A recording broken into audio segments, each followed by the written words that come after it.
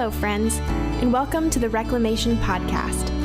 I'm your host, Megan Colleen Johnson, and I'm here to guide us in raw conversations about thriving in life and work, so that together we can step into personal agency and stop letting life happen to us. We'll cover topics like health, boundaries, communication, finances, and worthiness. That badass business you've been dreaming of, it's not so far off. The desire to wake up feeling fully alive, it's right around the corner. Hello, everyone. Welcome back to the podcast. I am really excited about today's episode. I think we're going to have a conversation that really I've never had in my lifetime. So I think this will be really fun to chat and explore today. But before we dive in, I am sitting in my office today. My dog is in his usual spot, snuggled up in a blanket on the floor, and I've got a decaf oat milk latte in front of me today. I went and got a haircut trim today, so I stopped by the coffee shop and picked up some coffee for today's interview. So that's kind of a little bit of where I'm at today, and it looks like it might rain outside today, but thus far it's been sunny. So it's kind of where I'm at and the day that I've had thus far.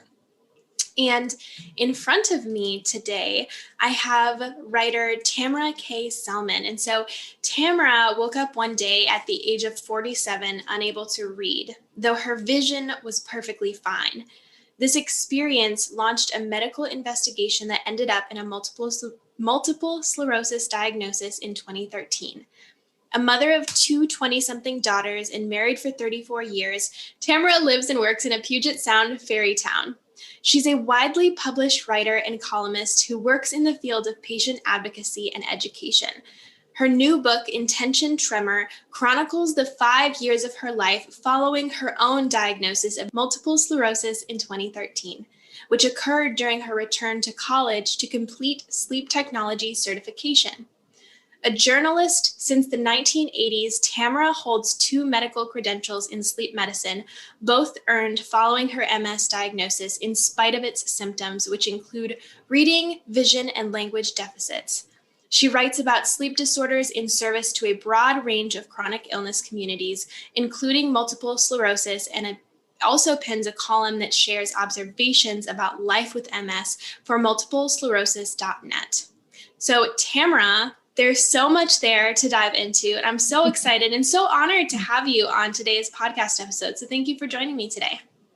Oh, well, thank you so much for having me. And I am thrilled to be here, and I love your podcast. I do a lot of gardening, and it is the one that I really look forward to listening to. It's just so uplifting. Well, thank you so much. That's so encouraging for me to hear. So I love that.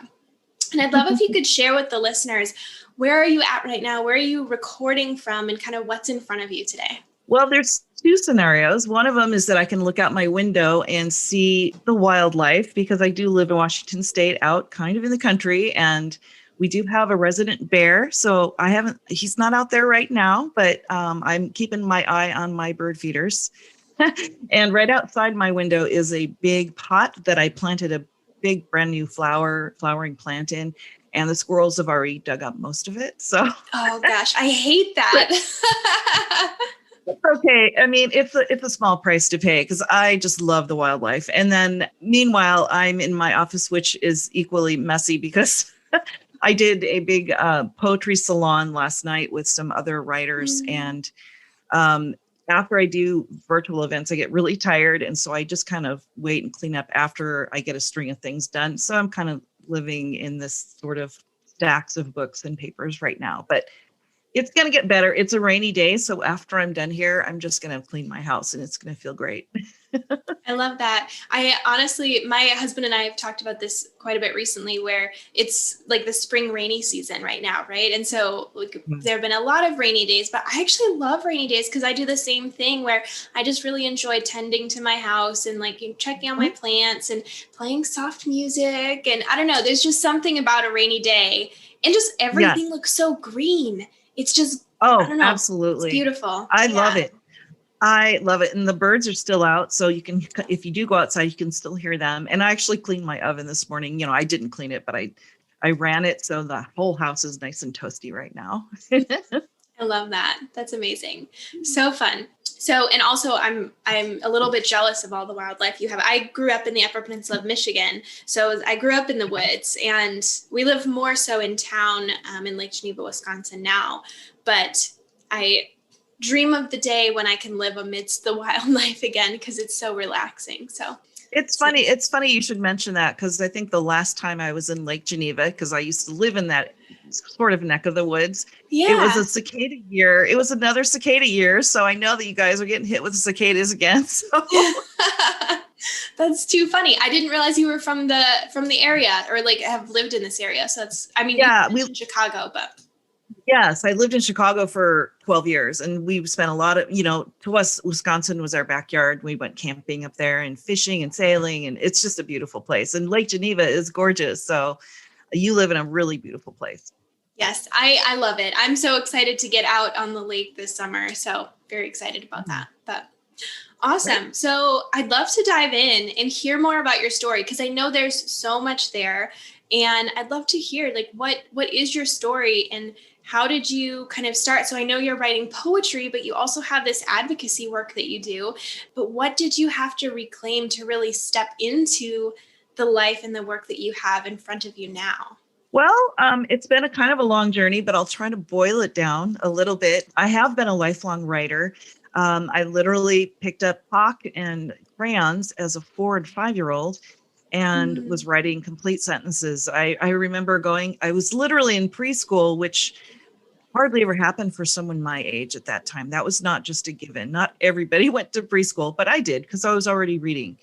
And one day my parents came with me to preschool, and they sat me down, or they sat down with me in front of the chalkboard, and my teacher gave me a box of chalk and said, just write something on the chalkboard. I thought I was in so much trouble.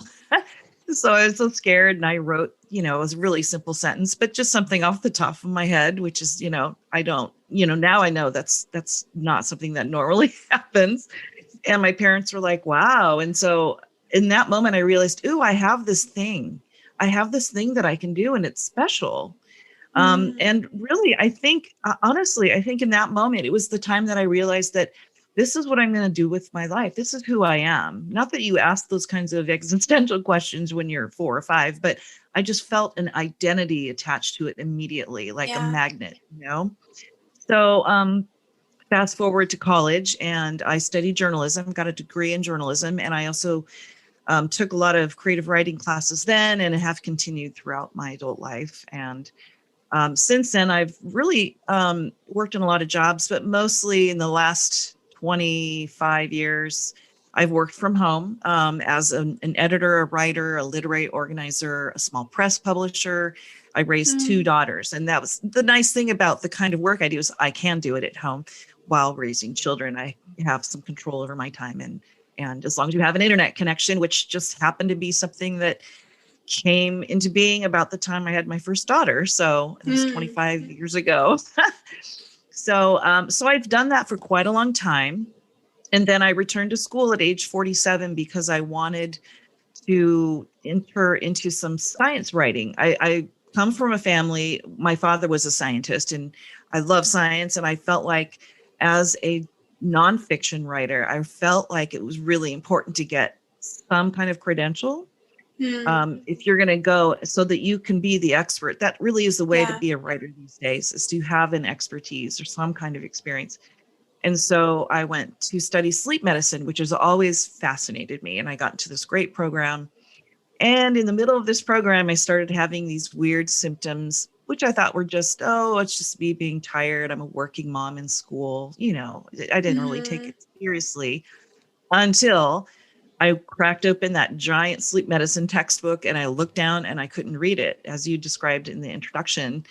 They call it alexia without agraphia, I believe it's called. So I couldn't read, called my doctor right away and said, what's going on? Because I've been a reader, a writer, an editor my whole life. How come I can't read? It was like looking at a foreign language. I could see the letters, and there was nothing blocking my vision. It's just, I couldn't comprehend it.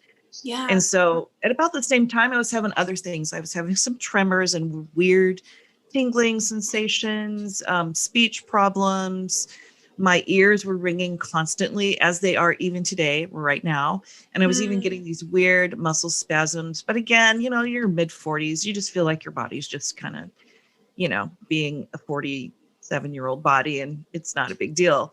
So really within a day or two, I went and saw the doctor actually that afternoon.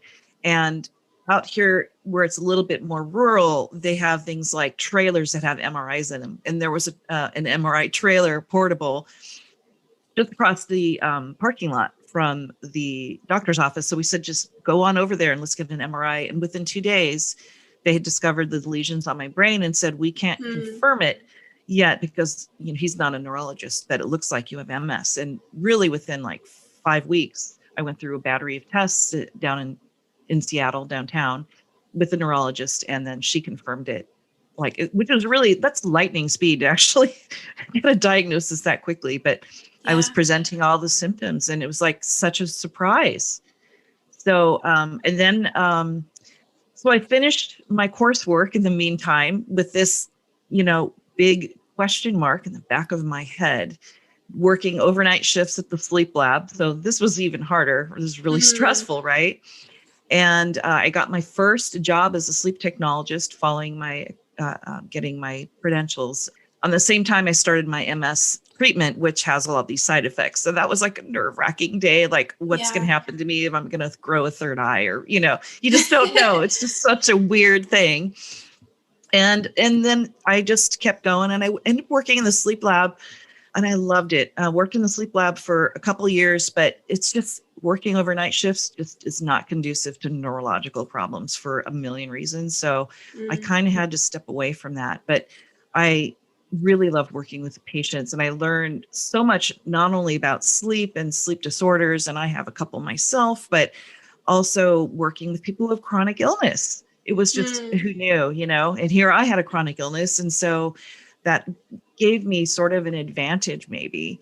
Meanwhile, after I graduated and started my new job, I started writing poetry just to kind of work through this experience of having multiple sclerosis. What does this pathway mean for me now? I just went back to school, and it's really hard to go back to school when you're 47 and you have 2 teenagers in high school. I went through all this work, and now I have this stupid diagnosis, and I was really mad, but more mad than scared, I think, because I was like, darn it, that's not part of the plan. Such is life, right? So I went back and said, wait a minute, part of the reason why I went back to school is to get this credential. I'll just start writing again. And it took me about a year of putting myself out there and doing a bunch of different things. And I finally created a new pathway of writing experiences, writing for doctors and for nonprofits, and to finally arrive at this column situation. I had also written a blog just sharing my experiences with MS that my friend Laura found and read, and she was one that recommended me to get a column for multiplesclerosis.net. So I'm really grateful to her. And the rest is kind of history. Now I'm doing this chronic illness column writing. I'm a sleep educator. I still write for sleep technologists, educational modules. And then I'm this patient advocate, and I just published this new book, Intention Tremor, just last January. So really, when I was 4 or 5 years old, making that decision, I was going to write to, help people. Here I am, I'm writing to help people. It's kind of a miracle, and it was a really crooked path to get here. But, and who would ever imagine this would be their trajectory? But it's mine, and it's working, and I'm just going to make it work for as long as I can. Yeah, absolutely. Well, I have so many questions for you because first of all, thank you for sharing your story, because that is a lot, and that is so much to have had processed. And it's really beautiful that you've come to the place that you have, and that you are helping people. Like, that's incredible. The first question that I'd love if you're willing to share is, for listeners who are unfamiliar, like myself, with multiple sclerosis, can you explain a little bit about what is this? Is it a disease? Do you call it a disease? Do you call it you called it a chronic illness? Can you just share a little bit about it and how it comes to be and all of that?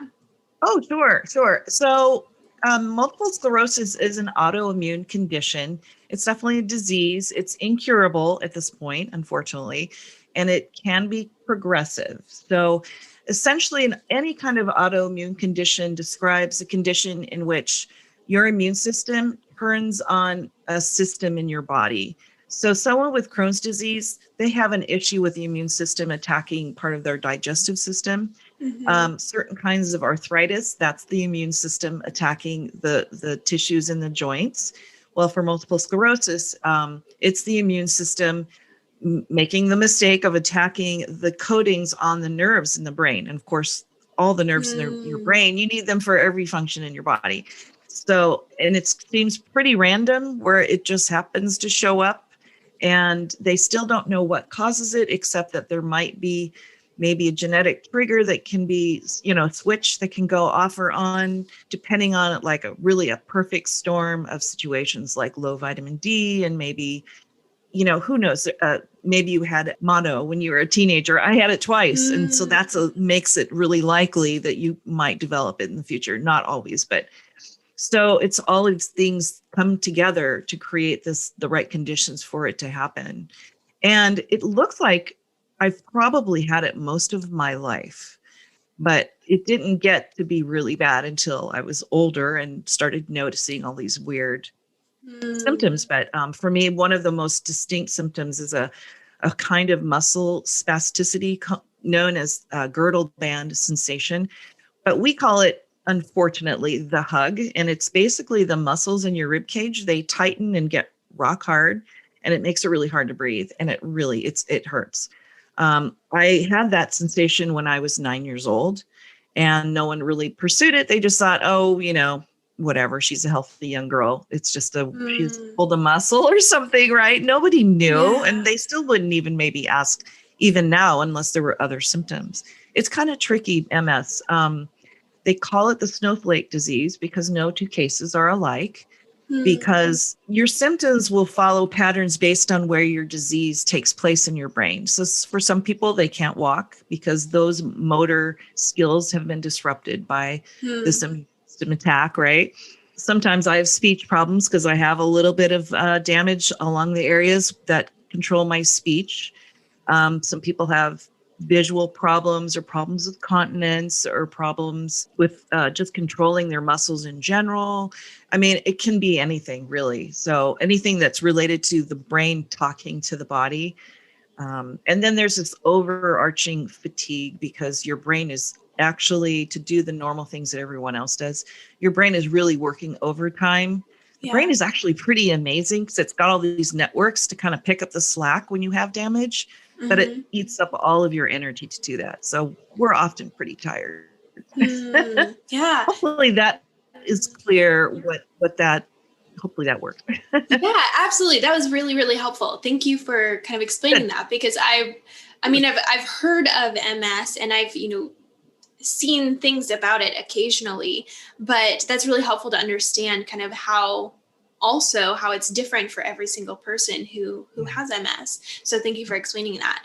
The other thing that I just wanted to highlight in your story that I think is really, really beautiful is how you kind of felt your purpose when you were in preschool.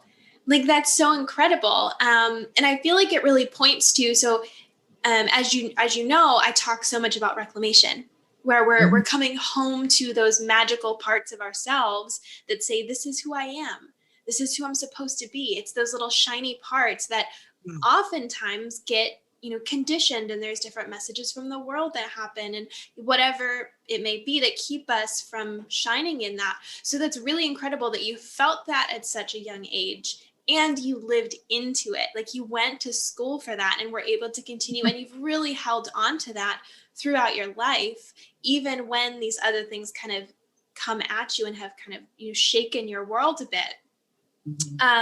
So I'm curious, like, how, because I'm sure that you had things that kind of shook you off balance, even as a kid.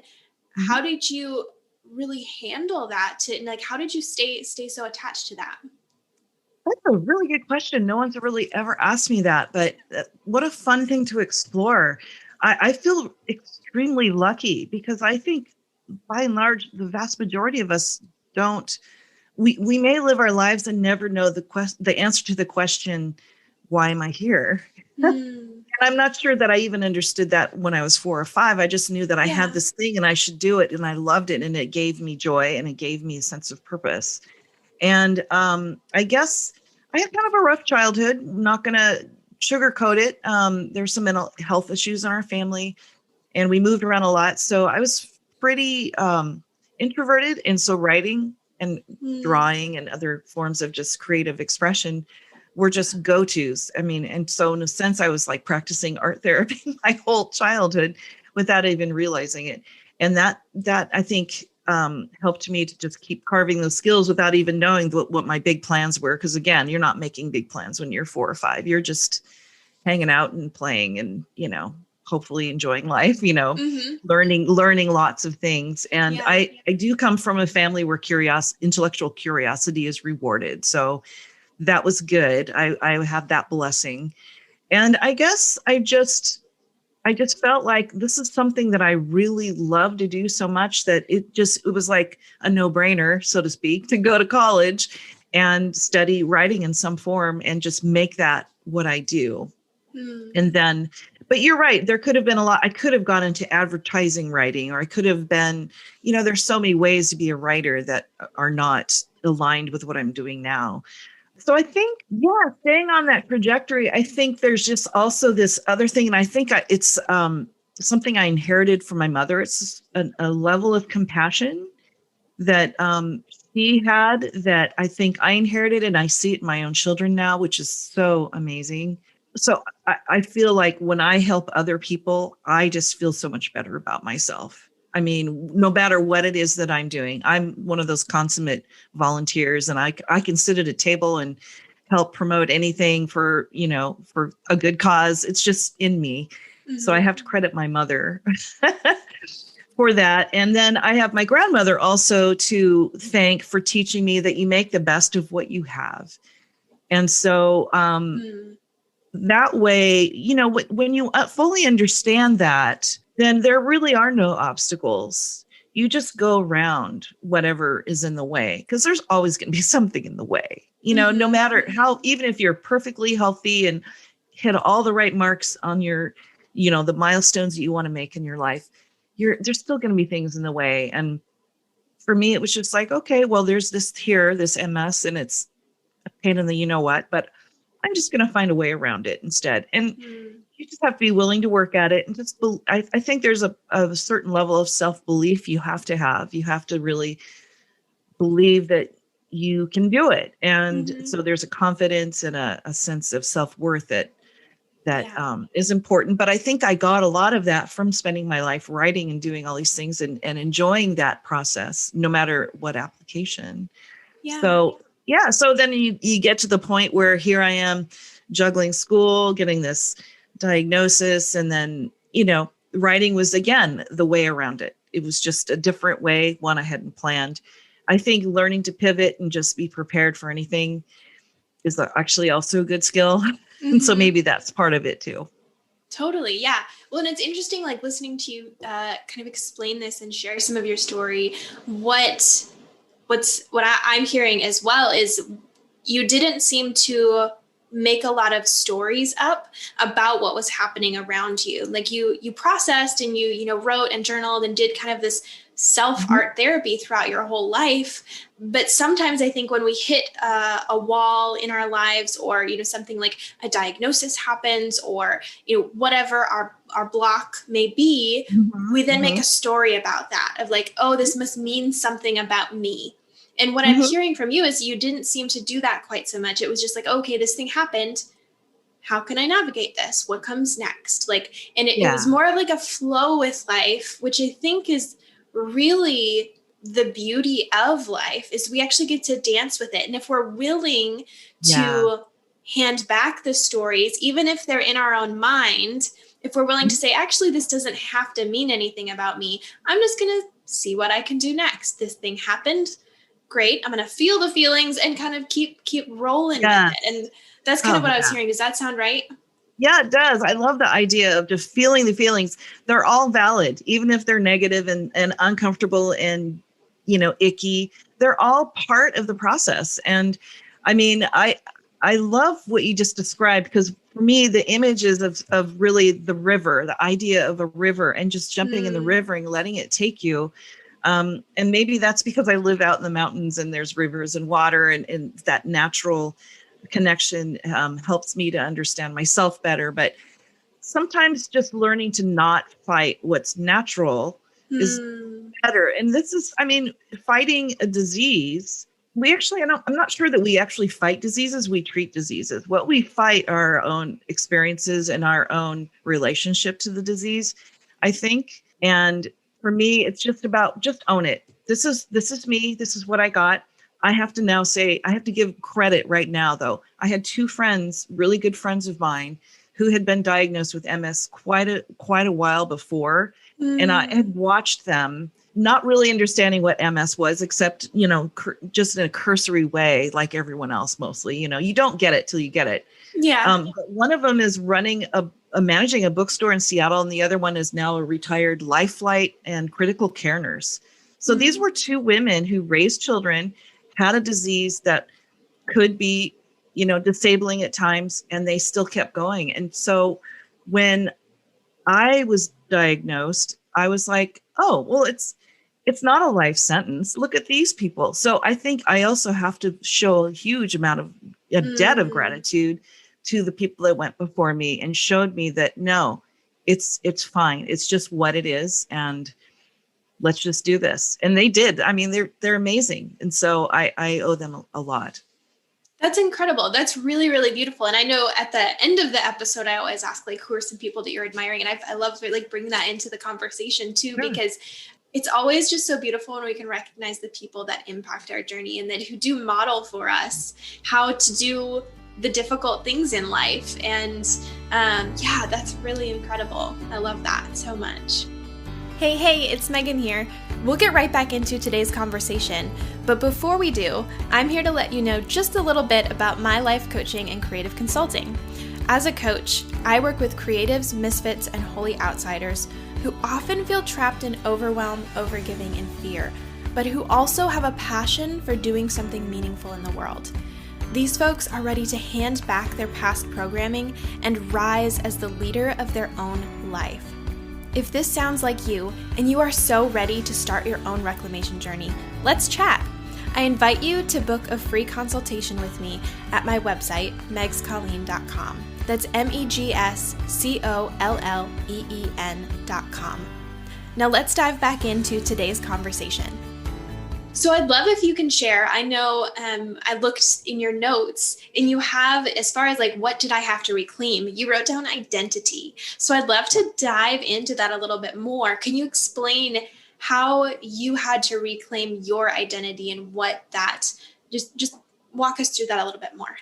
Sure. So I've always kind of felt invisible anyway, being a working mom behind a computer screen. I mean, that's just like, there's just nobody sees you. And so I was kind of used to that. That was fine because it kind of, went with some of my introversion too. I didn't mind that so much. But then having multiple sclerosis come up, I have a hard time saying it too. It kind of cut into my career path a little bit, right? And I was really angry about that. So because my identity is so linked to what I do, and it's not even for a living because I've written a lot for free too. It's just this thing that I do. And so this identity was a little disrupted because there's something that happens when you're diagnosed with something that you don't expect, and it's kind of lifelong or, scary. This thing that I call diagnosis mind, in which you it's like this airless kind of brain space in which you kind of lose your connection to hope and to perspective because everything becomes attached to this diagnosis. It's like a parasite almost. It steals your attention. It steals your thought processes. It kind of takes the focus away from everything else that you're doing that's productive in the world. And then you can get depressed and you can get anxious and you can have all these other feelings. And then there's a certain level of uncertainty that comes with multiple sclerosis and other conditions because you don't know when it's going to flare up. You don't have a lot of control over your future. It could progress. I have a relapsing remitting form. So right now I'm in remission and it's all good, but I know that the chances are good that it will turn into a progressive form. in which case it'll just always get a little bit worse all the time. So, Hmm. there's always that, suggestion in the back of your mind. So there's that, because it's like, how long do I get to go on this remission ride before it's going to jump in? And so I try not to focus so much on that. But when you're in diagnosis mind, it's like at the forefront. That's the first thing you're thinking about is it going to happen today? Is it going to happen today? And so I think reclaiming my identity in the face of MS has to do with getting past that diagnosis mind and saying, wait a minute, I'm the same person today that I was before I was diagnosed. So let's get back to that agenda, and then we'll just make some accommodations. And so, I had to change the kind of work that I did, and I had to, really have a heart to heart with myself about, what's important and what are my priorities and what is it that I want, and kind of take back my ownership over my identity from MS, because definitely it could totally take over everything and color everything that you do and see in the world. So yeah. And it's kind of like what we were just talking about as well with this story. Like, it's that internal story. And it's, so for you, it was like what your words were, the diagnosis mind. Is that what it was? Mm-hmm. Yeah. So that's the story. That's the loop that's playing, and kind of handing that back and saying, wait, no, I'm still the same person. How can I show up today? Reclaiming. But it sounds like it's, and for many folks, it is this way, but it's even more prevalent for you with the diagnosis of MS. It's like a daily reclamation of self. Yeah. You're every single day having to show up like, okay, I have this diagnosis, but it also doesn't define who I am today, and having to choose that. Yeah. That's the truth. I would say that every day I do wake up and I'm very conscious that I have MS, and I do a physical check-in. How tired am I? What does my stomach feel like? Is my brain sharp? What do I need to do to get through this day? And often there's not much I need to do. And other days it's like, oh, I'm going to have to just take call in a favor and just, hang out on the couch today. And a lot of forgiveness is key to that. And just saying, okay, not today, but tomorrow. And then you just pick up and get back to business when you can. So but it is a daily thing. Yeah. And it's kind of a mind over matter thing. It can be a serious mind game if you allow it. So for me, I think that's even the harder thing than the pain and the physical things that crop up, is just like that mental overcoming it and being your, having agency over your body, even when this disease wants to take it over. Yeah, absolutely. And then I'd love to kind of move into the practical tips of this, because I feel like we're at a really beautiful stage for that. So as you've learned from this, and as you're continually doing this on a day-to-day basis, what do you recommend for folks? So obviously yours is unique, and there are others that may be listening who have that same unique diagnosis, but then also for just folks in general, if they're reclaiming their identity on a daily basis, what do you recommend from your experience? Well, I think I said it before, but I kind of have this mantra that chronic illness is not a life sentence. It's just a detour, and life is full of detours. So if you can wrap your head around just the way you approach it, you're going to do a lot better, because you can make choices then. It's not really a case of something happening to you or at you.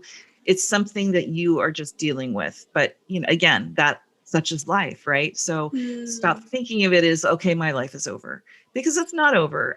Only if you allow it to be over. I mean, again, we're talking about a choice. The second thing is really, you just don't go it alone. Find your people. Without my tribe, oh my gosh, I would be a very lonely, broken soul. And there were friends that I thought would be there for me after diagnosis that just didn't really step up. But then when they fell away, there were others that I didn't even realize were in my life in such a key way, and they totally stepped up. And then I was able to reach out into this network that I've created of, that I've built for myself, of other people with MS who are writing about MS or being patient advocates, literally at like the Washington, D.C. level, or nonprofits and so forth. And I just love these people with my whole heart, because they're also on the same path, and we all have this great sense of humor, and we're all there for each other. It's like a team effort, and that's the only way you can be when you're dealing with a chronic illness, is just be part of that team. Find your tribe. They're waiting for you out there. They're waiting to discover you. So you just got to find them and put yourself out there in that way. And then I really do think it's important to share your story, even if it's only with your closest loved ones. Not everybody can do this. Not everybody can express creatively how, they have adapted or how they're not adapting or, just going through this process. And it is a process and it repeats itself over and over. It's cyclical. You feel like you have it all figured out and then something new comes up and then you kind of have to go back and relearn what you'd learned already. But again, that's life, right?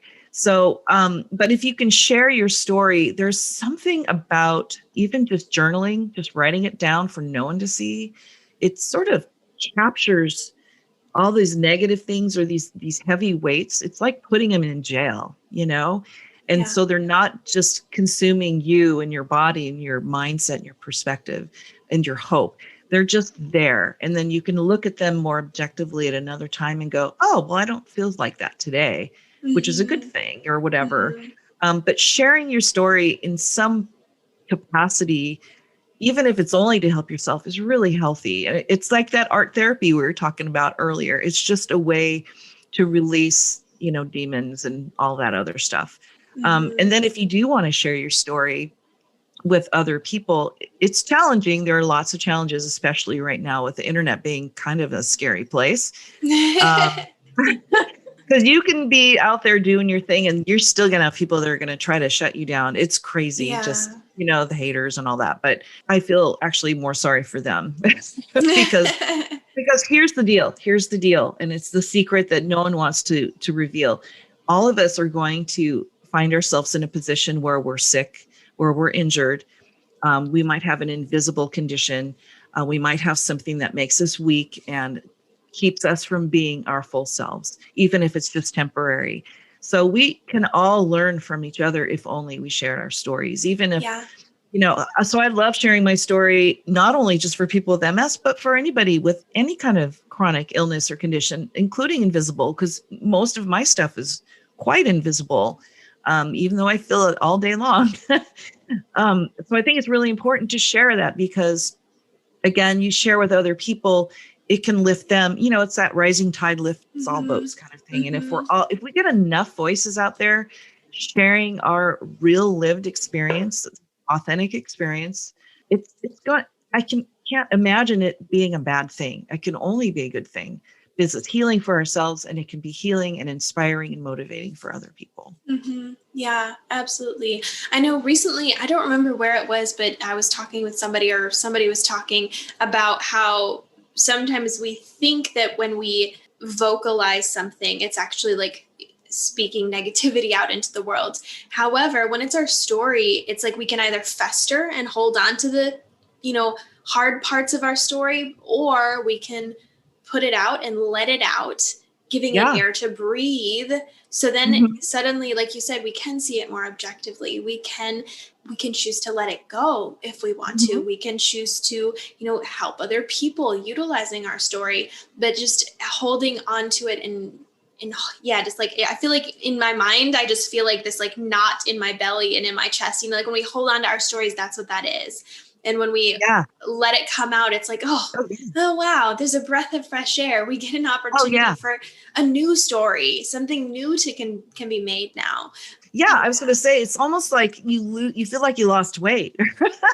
And because you're offloading. And I mean, I've done some meditation, which is supposed to be a very good thing to do if you have a neurological condition for a variety of reasons. And one of the images I have is when you're sitting there, trying to get calm enough to meditate, you have all these like passing thoughts that come in. And so I kind of envision them as a bird or an airplane that is in my field of vision and then it just flies away. And I kind of think about that when I think about expressing my story or sharing my story.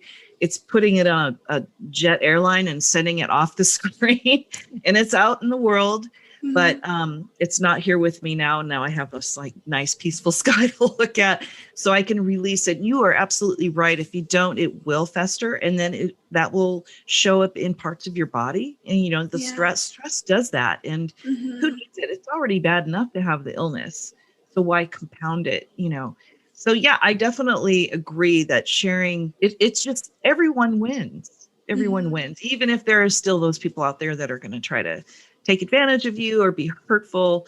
They're always going to be there. And, you have to just find that. And I have to say, before we go very much further, that I still do have bad days. I don't want anyone to think, oh, it's all, candy and roses and sunshine and, all of that. There are sometimes really bad days where I just can't, and especially in the last year where I had pain issues and I couldn't go see a massage therapist. And I was just like racked with pain and trying to, can't go out in the world because of the pandemic. And so using every tool I had in my tool chest to deal with pain or some other weird symptom. And it gets very frustrating when if you have a lot of cognitive problems happening when you are on a deadline and you're trying to get your work done. So I do have those bad days, make no mistake. And, but I guess at some point you just learn to accept that it's going to happen, and it's easier and better for you to just not fight it and anytime you have a bad day, it's your body saying you need to take a break. So just take your break and don't feel guilty. It's okay. You're not lazy, because I always get my work done. I always get it done on time. I just need to take a little bit of a break and maybe shuffle my schedule a little bit and be flexible and pivot, like I mentioned earlier. And it always works out. It always works out. So you just have to have a little faith in yourself too. So yeah, I feel like that circles back to some statements you were making earlier as well, just about like kind of checking in, saying, how do I feel today? What do I, need today? And I think that's important for anyone to ask, and such, where you can really check in and honor yourself wherever you're at, and that forgiveness piece that you'd mentioned before as well. Yeah. Yes. Be fierce about it. Honor yourself. That's exactly it. No one's going to do it for you or better than you. So you put yourself, it's not selfish to practice self-care. And that's a part of self-care. Absolutely. Yeah. Thank you for sharing that. And then I would love if you could tell us a little bit about your book. So it's called Intention Tremor. So tell me, what is in this book? What is it, your story? Fill us in. Yes. Yeah. So I started writing it, as I mentioned earlier, kind of as a form of art therapy. You can write.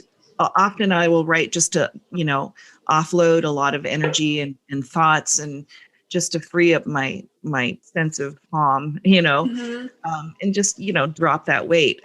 But I also felt like, okay, so like everybody else in the world, if they have an access to the internet, if you become diagnosed with something, the first place you're going to go, you're going to go online. It's wrong. No one should do it, but we all do, because we want to know more. I definitely wanted to know more about my condition, and I had people in my life who had it that I could get information from, and I had great doctors, but I'm still going to go try to learn everything I can. And so I started that process too. And that process alone was very educational. And one of the things I realized is that you can get all the clinical information you want, but it's not going to distill out into advice for daily living. How do you get through, like, oh, I invited my friends over to watch the Academy Awards, but now I have this like terrible stomach issue and I'm going to be in the bathroom the whole time, so I'm going to have to cancel. That's something that happened. These are like real world scenarios that you have to deal with when you have a chronic illness of some kind. And there is no way to get that kind of help from just a website. It's just not going to happen. So what I have always believed, story itself is healing, and story can also be in the form of poetry as well as prose. And I think often many human truths are better explored through creative writing, like fiction or creative nonfiction essay or poetry. And so I started looking around for books on living with MS, and I didn't really find very many. I found a couple of really wonderful memoirs, like Mitch Sturgeon's memoirs, fantastic. I absolutely love it and highly recommend it. And so I thought, well, here I am a poet, and I always do better when I have an assignment if I'm a writer. But I just decided I'm going to write a book. I'm going to write this book of poetry. And it started out as a collection that was going to be what's called an abecedarian, which describes a collection of work in which each piece in the work starts with a different letter of the alphabet. So the first poem starts with the title starts with the letter A, the second one with the letter B. So all the way through to the end. And I had written about 21 of the 26 letters of the alphabet. when I realized I'm a prose writer first, and I felt like it was kind of dishonest to not have some prose in there too. And then I started looking at the ABC order of the poems and realizing that they really needed to be shuffled around a little bit to maybe capture more of a memoirish, through line for my story, those 5 years. And so I gave myself permission to not do the abecedarian anymore, and to write some prose pieces, as well as some really formal, chunky poetry that cleaves to a very specific form. So I have this like eclectic mixture, it turns out, of prose and poetry, formal and free verse, prose poems, these fragmented essays, and it's just kind of all of this. But there's a continuity to it because it sort of follows the journey. And I really loved how it worked out. And after I gave myself that permission, I felt I really loved my book then. So I put this together and I sent it out. And of course, it was rejected lots and lots and lots of times, more than anyone wants to admit to. Excuse me. And then I hooked up with Lana Ayers at Moonpath Press. And there is a little bit of like magical imagery that comes through in my writing. And so she picked up on some themes in there and really found what I wrote to be very valuable. And so about a year ago, she said, I'd love to publish your book. I think this book needs to be out in the world. People need to read it, which I was like, hallelujah. And so we got into the process. And so we went to production, and it came out officially in January, although I had some, my pre-orders earlier in the year. But what an experience. It has been amazing. That was a really, really good publishing experience. So Moonpath Press is a really fantastic publisher. It's a small press. They did a beautiful job. I'm really proud of this book, and I'm really so thrilled that other people are able to read it and find value in it. So absolutely. Yeah. I love that. I was going to say, and I did want to, before I forget, because I will always forget something, and this is like a really important thing. The proceeds that I earned from the sale of this book go to something known as the Accelerated Cure Project, which is a nonprofit, which does a couple of things. They help fund research by accelerating the data collection and management from MS researchers, which is really like the thing that takes the longest, because they have to do the actual research, but then they collect the data and then they have to crunch all those numbers. So one of their jobs is to accelerate that number crunching process.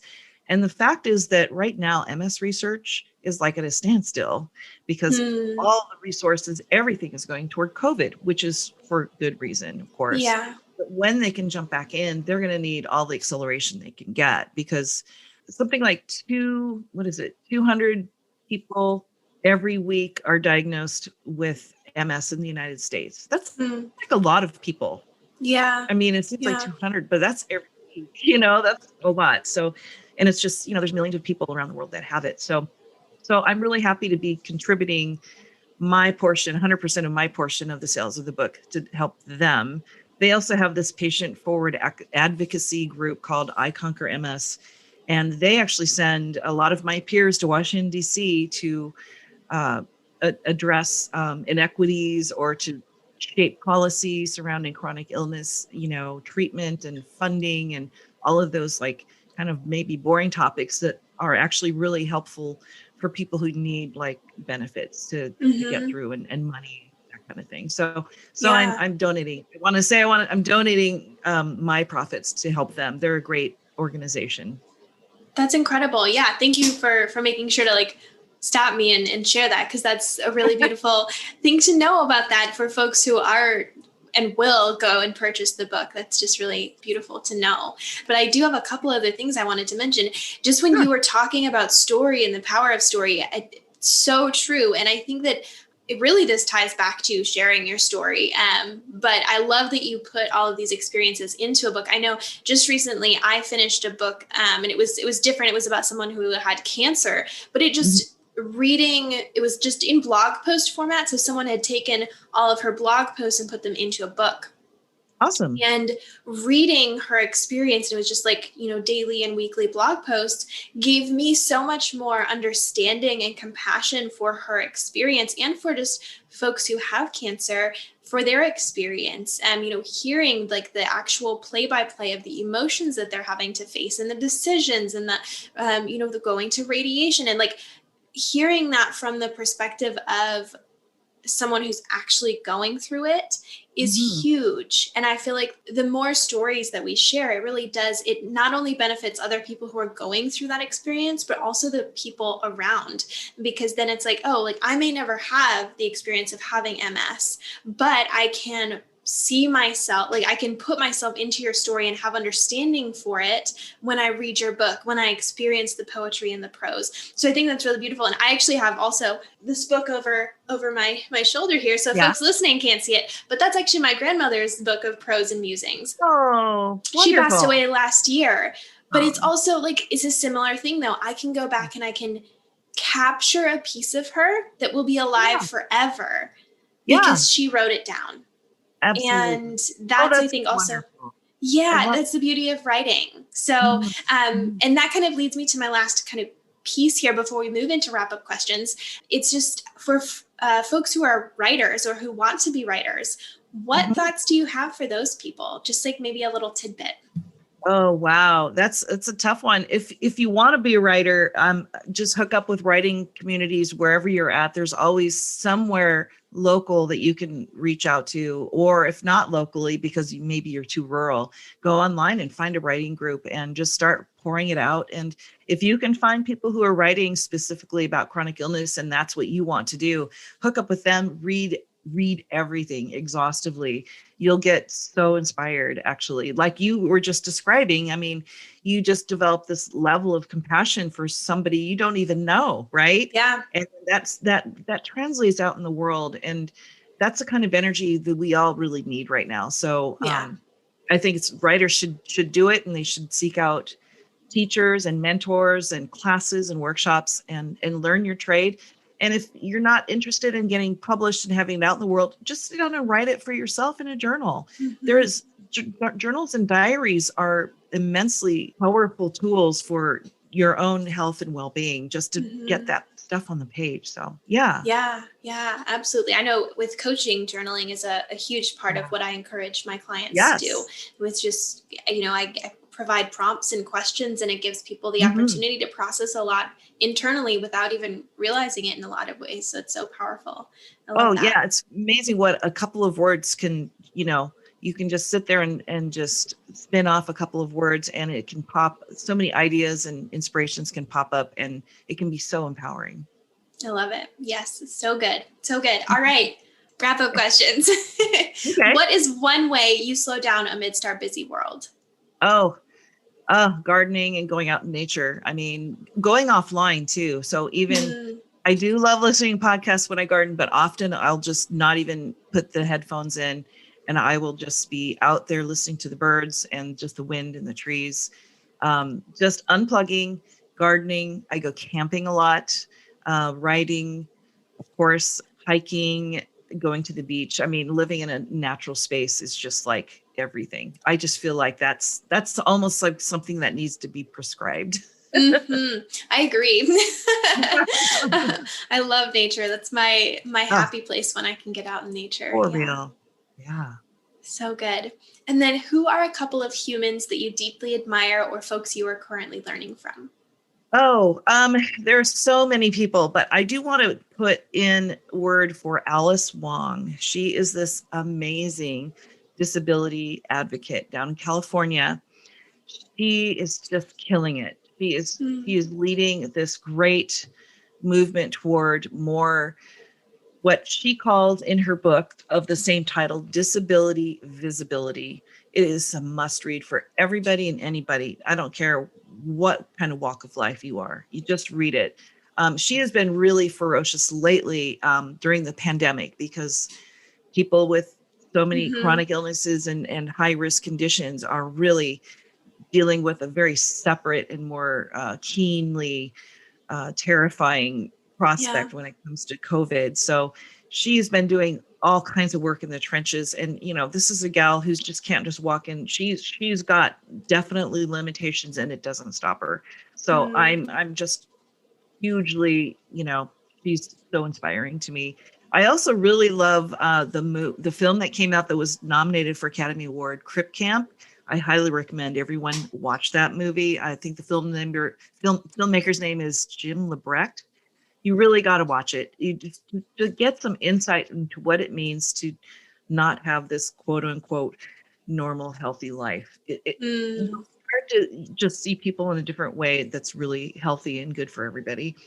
And then there are just so many writers, I can't even tell you, but one of my favorites is Tara Hardy. She's written some poetry and prose that is just, again, fierce and calls out inequity and screams at her disease and says, no, not you, not today. And with good humor, believe it or not. And so writers like that just really inspire me. They're so empowering.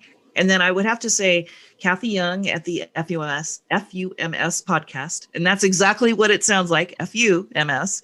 She has been really a wonderful, wonderful source of support and advocacy. Dave Bexfield at Active MSers is a delight. He will get you out there, moving your body. You can't not do that if you're around him. And then other people like Kathy Chester, Laura Kolakowski, and the Digmans, who are out there pushing for healthy policy in Washington, D.C. Thank you. That's such a beautiful list of folks, and I have not heard of any of them. So it's a really beautiful place to start as far as me just becoming a little bit more aware of MS and its impact. So thank you for sharing those. Sure. Yeah. And then how can we find and support you online? And how can we buy your book? Okay, so the book is easy. intentiontremorbook.com. All one word.com. Intention Tremor Book. Easy. And then you can also find there, I have an event calendar. There's all kinds of events that have already been recorded that you can watch. There's some coming up that you can tune into. You can follow me on Twitter, Instagram, Facebook, and LinkedIn. I'm everywhere. Awesome. Perfect. And we will include all of those links as well in the show notes so people can easily access them. Awesome. Yeah. Well, thank you so much for being here with me today, for giving of your energy. And I just really appreciate you sharing your story and encouraging other folks to share theirs. So I really am glad for the opportunity. And I hope even if I just helped one person to get over some kind of obstacle for themselves, then it was, a really worthwhile day for me. Thank you so much for joining me for this episode of the Reclamation Podcast. I hope it served you on your own reclamation journey, and know that I am rooting for you all the way. If you are desiring support on your journey, head to megscolleen.com. That's megscolleen.com to learn more about me and my current coaching offerings and availability. If you want to learn more about the show guests, head to the show website, thereclamationpodcast.com. And last, but definitely not least, if you found value in the show, sharing this episode with friends and posting a quick review is always appreciated. As always, reclamation is yours.